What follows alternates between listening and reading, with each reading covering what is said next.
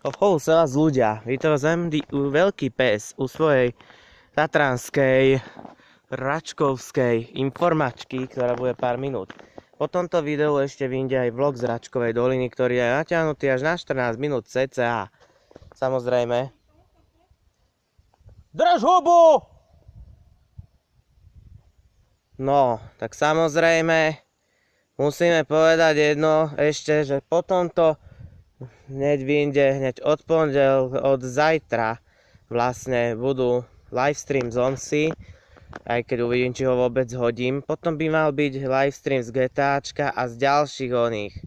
A ešte v peťke sa pokúsime zarobiť mega a ma štve to, že vypadol ten internet, za čo sa omlúvam. A omlúvam sa aj za to, že si ma tu furt mília do riči. Hej. A čo sa tohto týka, je to, že proste ma to nasralo, že to vypadlo. Stream na rozlúčku pred lesmi, hej, že pred dovolenkou.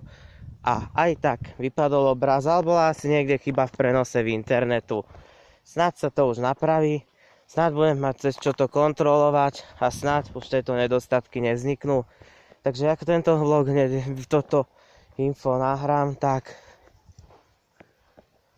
snáď bych bol rád, keby ste to hodnotili lajkom, lebo ja si za to platím, abych to nahral. A aj odberom a se vás u ďalšieho videa.